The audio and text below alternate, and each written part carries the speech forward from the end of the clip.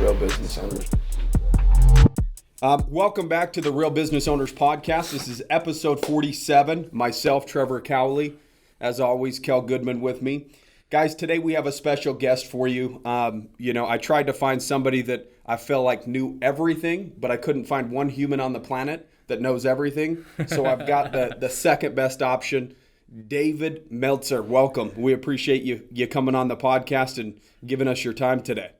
That's so cool because you got the guy that knows nothing. So you went, the second best choice. Well, hey, I think more people need to practice knowing nothing just for a second out of every single day and just exiting everything out of their mind and focusing on themselves. So that's one thing that I wanted to talk to you about in this podcast. If you will, tell me, morning routines are very, very important for me. So if you will, tell me, do you have a morning routine that's non-negotiable that you go through every single day that you wake up to kind of prime your day? So, I was prepared for, some sort of changes in my life because I travel 200 days a year, and I always have taught people you should have two routines. Okay. One is what I called the home routine. And that home routine doesn't mean I'm at home. It's just a normal routine when there's no family in town, no bachelor party, there's no travel. And so that routine was always set for me. And it was 4 a.m. wake up, meditate for 20 minutes, get ready for 10, get to the gym for a minimum of an hour, come home, do research, write books, study for an hour, take care of the family for an hour, 30 minutes of executive coaching on the drive to my work. And then I'm a student of my calendar. I execute on what I have planned, execute on the white space or what I don't have planned, always in mind and planning for sleep at the end of the night. So everything in my day is determined upon waking up the next day at 4 a.m. And then at 4:45, doing 30 more minutes of executive coaching on my drive home. Then 5:30 to 7:30 is all family time. Everything was shut off. And then 7:30 to 9 o'clock was research again, writing, optional family time, 9 o'clock to 11. And my goal was always to stay up to 11. Sometimes I didn't make it, but it was, mostly intimate time with my wife or kids or, once again, everything shut off from 9 to 11. I have a 45-minute wind down routine so that I sleep in a very clear, conscious, subconscious, and unconscious state of mind. So I don't live my life with the myth of Sisyphus where I roll the big boulder up to the top of the hill all day long and then let it roll down. I plateau and grow, try to start every day. Like we said just a few minutes ago, Dave wakes up ready. Yeah, man, I'm at the highest frequency. That's my baseline. That's what I'm supposed to be. Now, where this gets interesting is I've always said you got to have an adaptable routine. Okay. And so adaptable routines still go by time, meaning the start of the day and the end of the day for me were always the same. So I start my day at 4 a.m. and I try to stay up to 11 a.m. Pacific time. On an adaptable routine, though, it's more based off of your value. So I spend a minimum time, an hour a day minimum on my health. So that's the priority, non-negotiable. If you guys told me, hey, Dave, we need you to come on, this morning, which was, 4:30 to 5:30 a.m. I would tell you, sorry, my priority is my health. I'm Pelotoning it with the most beautiful instructor that I can find on Peloton. There you go. Motivating. And then two, is my family. So then I go 30 minutes with my wife, minimums. These are all minimum times, right? Right. Minimum 30 minutes with my 9-year-old. I spend minimum 2 minutes a day with my teenage daughters. I asked for 5, they gave me 2. I'm a good dad, but they don't want me. And then minimum of a minute a day. This is embarrassing with my mom, but it's probably the most valuable lesson that people can take from this interview as business owners. As a parent and as a child, I remind my mom every day, a minimum of a minute, that number 1, I'm healthy. Number 2, I'm happy. Number 3, I love her. And number 4, I appreciate her. If you think about the 4 things as parents or children, that, and I learned this being a parent, what are really the only things I really care about my kids telling me or being? Healthy, happy. I hope they love me and appreciate me, but the first 2 especially. So my relationships have gotten so great. And then I spend a minimum of 10 minutes a day studying my calendar. And studying the calendar includes inventorying my values, making sure I have a plan to ask how I can be of service and of value and ask for help. Being a student of my calendar means attention plus intention to create the coincidences I want of what I have planned, what I don't have planned, and sleep. making sure I have a plan to do things now, because 100% of things that get done now get done. And that's the difference in my life. And people ask me, how have I always separated myself with some sort of, success? It's just because I get stuff done. Yeah. And then finally, the last practice is I always practice ending fear. Fear creates the interference and corrosion to everything in my life. I know I'm connected to all the light, love, and lessons and power.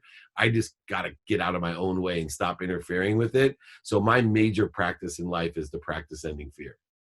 That's so cool, man. I'm so glad you went so deep on that. I mean, the mentors that we have too, I mean, that's just a common denominator across from us to our mentors is the people that are the best with their calendars and the best at like organizing their time. I mean, they just are always at different levels of success. And so that is definitely a common denominator. I'm glad that you went that deep on that. So let me ask you this, because it seems as though that at this point in your life, you have it very organized, systemized, so that you're obviously performing at your peak. You're maximizing every moment of your day, right?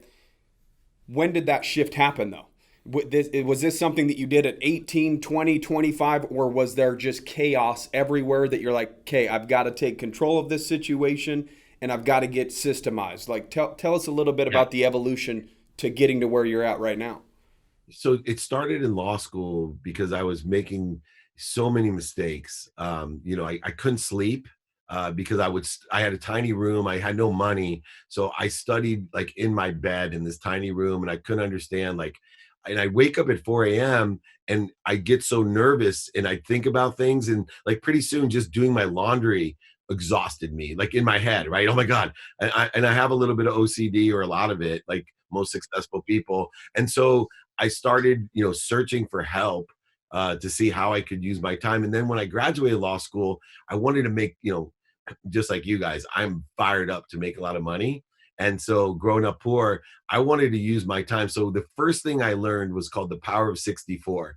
And I wanted to be a millionaire to buy my mom a house and a car. So what I told myself was, okay, everybody on average is 8 hours productive a day. What if I could be focused 16 hours a day, be productive 16 hours a day? What if, too, I could create efficiencies with my time to make my 16 hours 32 hours a day? And then what if I practiced my skills, acquired more knowledge, and maintained my desire that I must be what I can be, which was a millionaire? What if I could do that to be more statistically successful? I could double that statistics success. So if other guys are selling 2 out of 10, I'm selling 4 out of 10, right? And what if I could do that? I could have 64 hours of productivity a day, 8 days of productivity every day. And then I'm not going to, and this is what my training is tomorrow about, I'm not going to look at it, for me as work. I'm going to look at it as activity I get paid for and activity I don't get paid for. And I'm going to try to maximize the activity I get paid for. So I'm going to take vacation every day. 2 minutes a day is worth more than 2 hours on a Saturday. So I was going to use time to work 7 days a week, 8 days a day. So when I was a millionaire 9 months out of law school, and West Publishing, this big company, I'm 25 years old, 1993, and they're like, oh my God, you blew out our $250,000 comp plan. I'm like, no, I didn't. I was laughing. I'm like, I just worked 10 years, right? I was 10 years productive in 9 months. I was actually at 100 grand a year, but I beat people with math. So that set me on a course to always be more productive, always be more accessible, right? Always be efficient and practice. And this idea of creating habits and discipline to practice everything I did instead of, looking at things that I could just do it once was a huge advantage in my life. I could lower the bar. I would set like stupid things like 2 minutes a day with my daughter. Let me just tell some things I learned. Like, do you know that 80 hours a year are wasted looking for things? So if you put your phone, your wallet, and your keys in the same place and you create a habit of that, you'll save 60 hours of productivity a year. That's a lot of time. I don't want to brag, but I can make a ton of money in 60 hours of productivity, right? A ton of money. Right.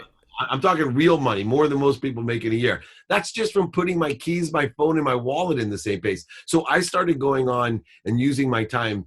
4 minutes is my rule. I'm looking for things every day that I can save 4 minutes on, because if you save 4 minutes a day, it's 24 hours of productivity a year for the rest of your life. That's 3 full days of a normal person's productivity. Like time, when you, even in my own business, how about this one? I hired 2.5 years ago a chief betterment officer, because what I figured is, and it's really applying to everyone's life now, because I didn't have the time to make things better, right? You guys get this being entrepreneurs. Yeah, you stay busy with your day-to-day stuff. So somebody on the outside helping you, make it better, obviously, they have a different set of eyes than you, right? He's the most valuable employee because he makes the most profit for me, but he's the second highest paid employee. That's how much, and all he does all day long is walk around my office, talking to everyone, learning what systems, what softwares, what attitude. He goes in the bathroom every day to make sure that it's better, right? And so the margins, I call it the millionaire margins, are created. One of the millionaire margins is to have somebody, if it can't be you, somebody else, to make things better. Well, now that we're stuck in our closets or our offices by ourselves, we actually have some very valuable time to look at everything we do and make it better.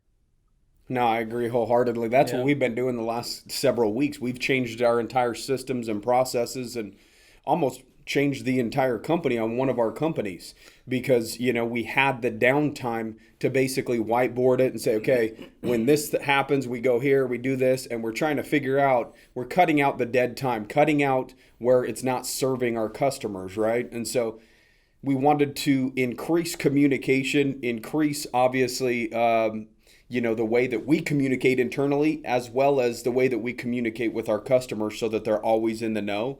And so we've revamped, the price point, we revamped the systems and the processes, and we're like ready for this thing to be gone so that we can test this. That we want to take it for a ride now at this point to see if we did a good job in terms of trying to make the systems and processes better. But one thing that I really respect about you, the more that I get to know you, the more that I've been watching you on your social media, it just seems as though that you're an individual that's always, again, trying to chase his highest self, right? Always trying to become better. And I think an issue that I see a lot is somebody hits a destination or a goal.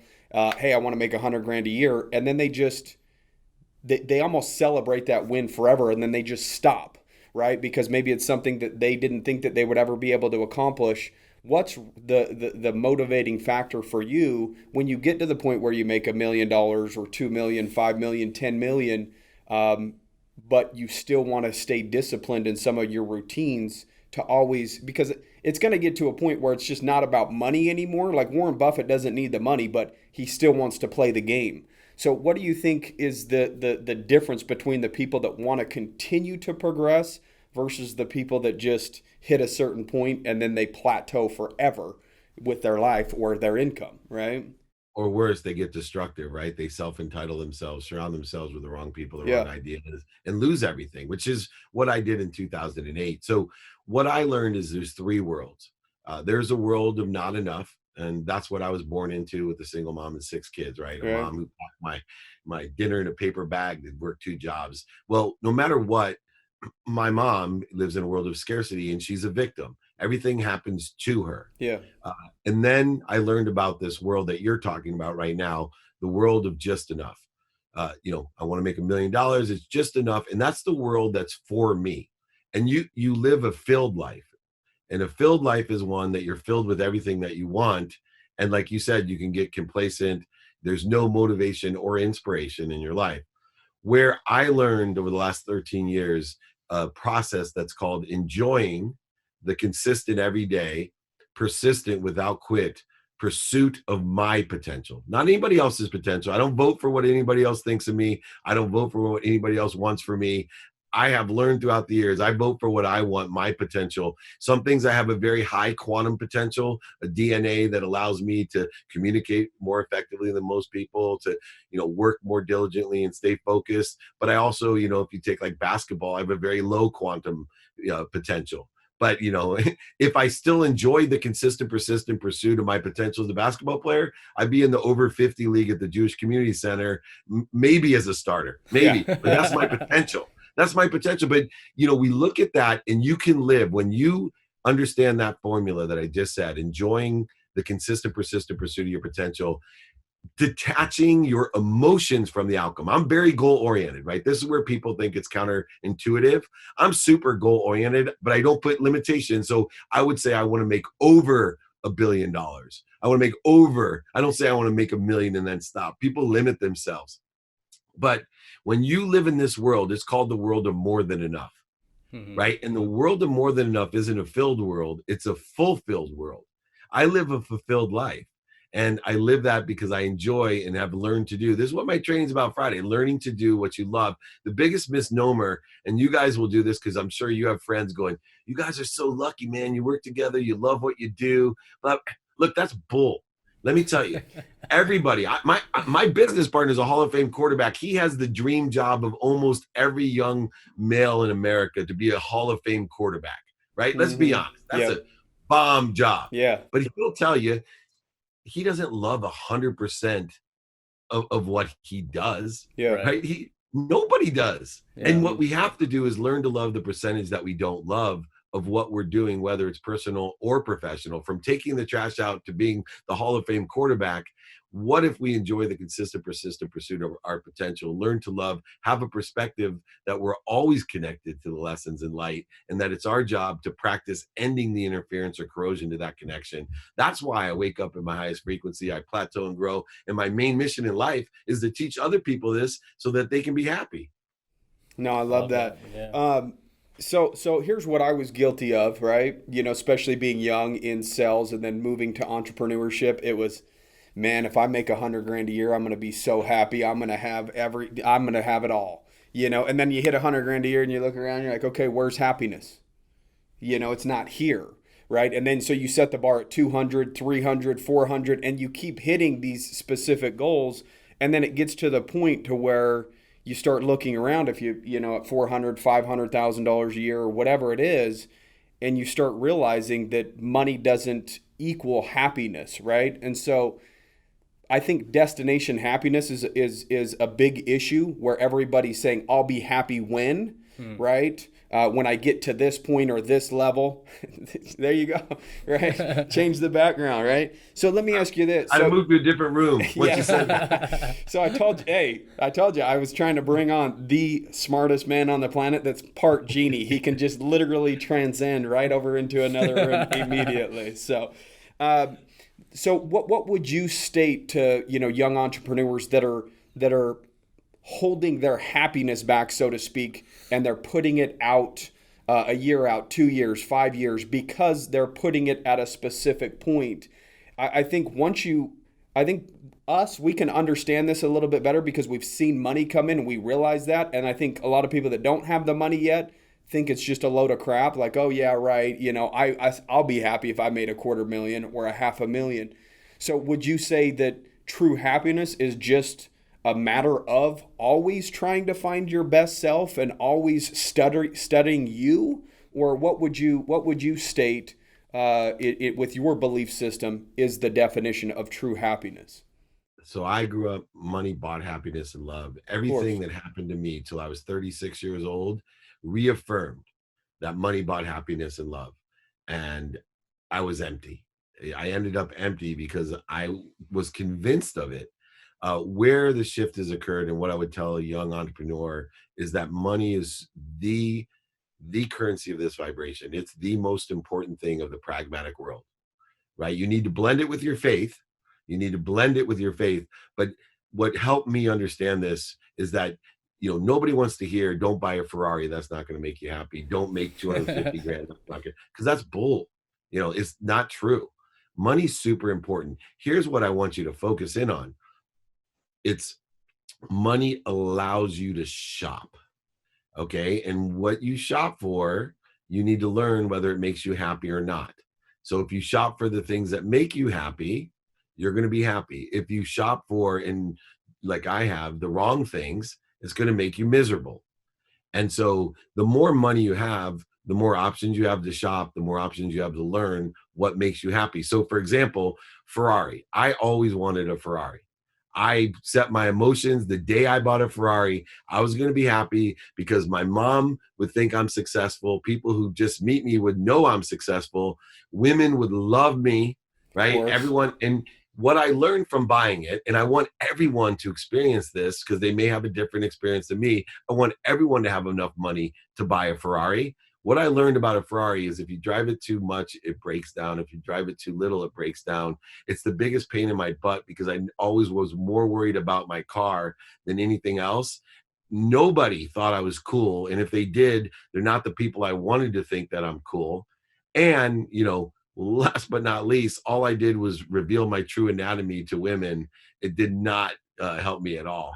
And so, these are the lessons that you learn with money, but you can't learn those lessons unless you get the money. Yeah. So I'm like this weird spiritual, I call myself the ferocious Buddha, right? Because I am a pragmatist. I am an entrepreneur. I am money driven. So it comes through me for others, meaning that money comes through me so I can learn the lessons and give or teach those to others. And that you should be able to buy whatever you want and learn what makes you happy. And then when it doesn't make you happy, give it away. Don't hold on to it with ego and continue to not learn the lessons. Look for the light, love, and lessons in everything that you buy, and then blend it with your faith. Blend it with your ability to must be what you can be, with your potential, with all of that side. And there is a natural blend from this pragmatic world where money is an object of energy that we put into the flow to get what we want. But the difference is I need to learn what I want. Money doesn't buy happipiness, it says it right above me, but it allows you to shop. And if you learn the lessons of what to shop for, you will be super happy.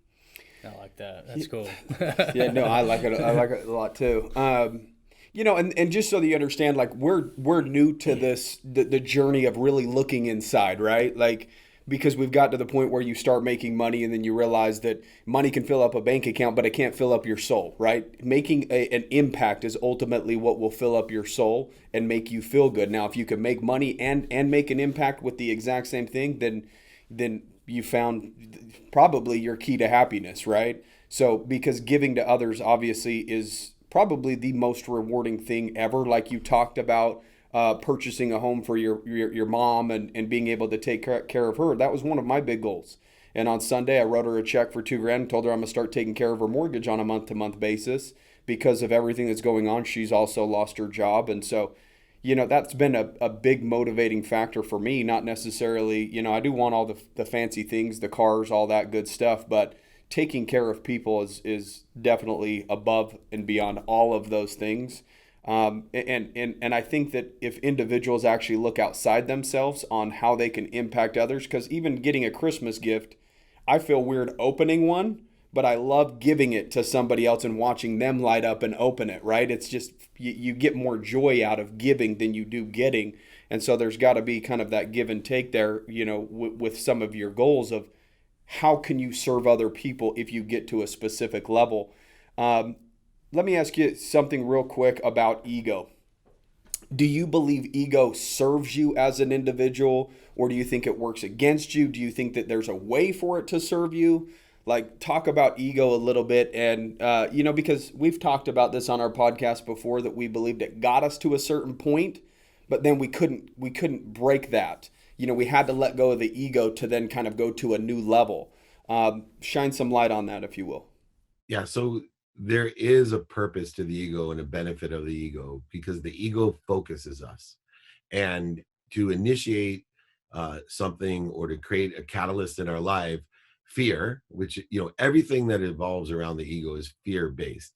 It really is. So the need to be right, the need to be offended, separate, inferior, superior, even anxious, frustrated, fearful, angry, guilty. You mentioned guilt. These are all fear-based emotions, and they protect us. And they're catalysts. They motivate us.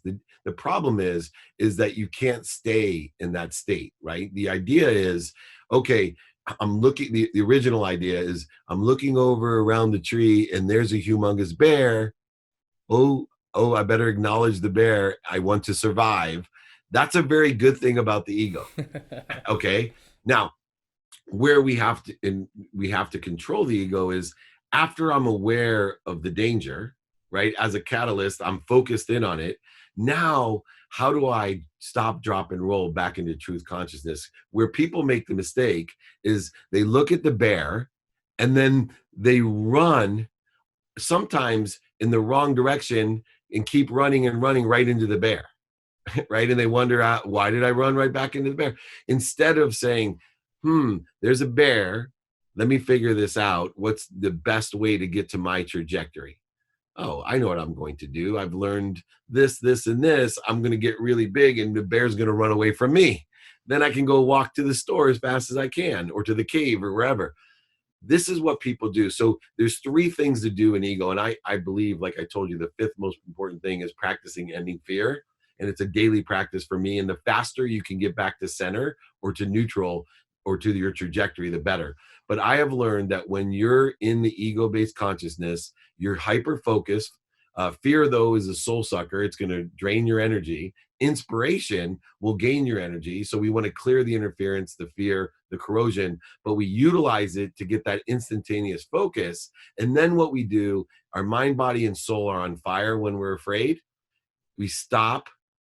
We learn, right? We go to understanding. We drop down by breathing, usually in through our nose, out through our mouth. Straight spine's the easiest way.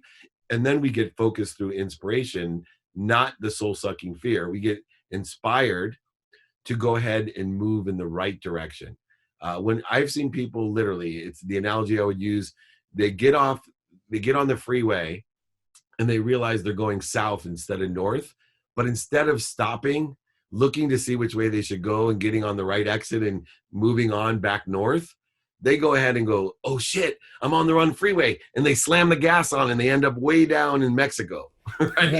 and then in their life, they're like, why aren't I where I want to be? Yeah. Because you didn't realize that ego puts us into the stop, drop, and roll. Our ego puts our mind, body, and soul on fire. When you're on fire, everyone's mom told them, stop, drop, and roll. But the ego is very important because it instantly gets us focused in on what the dangers are. It's how we acknowledge, understand, and move forward from that danger that's so important. It's a good explanation. Yeah, no, it is.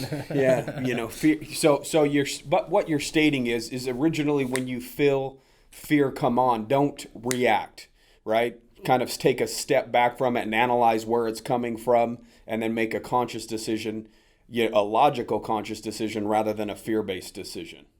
Yeah, if you have 1 minute, I'll give you my best story about that because it really helps people. Please. I wake up, as you know, at 4 o'clock.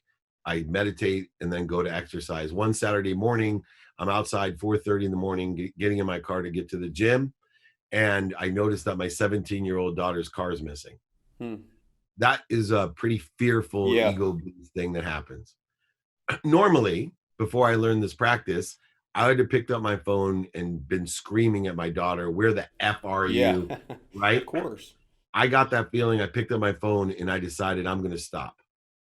I'm going to drop down. And I asked myself, why am I so angry?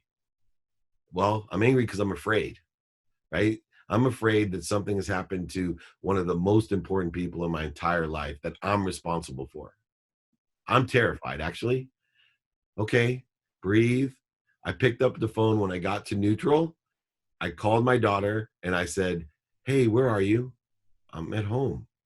Oh, where's your car? Well, it's at the grocery store. You told me if kids were drinking that I could leave my car and I'd take an Uber home. Now, I know I'm not stupid. I know what kids are drinking means, right? Yeah. She was drinking as well. Yeah. I'm okay with that. Yeah. Right? Because this is what I want as a parent. Totally. So I said to her, oh my gosh, I'm so sorry for waking you up. Thank you so much for being so responsible. I love you. And she said, Daddy, I love you, and went back to sleep. Now, why is that so critical? Because the ego-based consciousness, the guy that would have stepped on the gas and accelerated to Mexico, would have screamed at her. She would have screamed back to me with profanity. She would have then hated me, right? Creating corrosion between our connection. Yep. Next time the kids are drinking, instead of doing what I want her to do to be responsible for her safety and others, she would have got in the car because she didn't want to get in trouble and get yelled at 4 a.m. by her dad. And God knows what would have happened.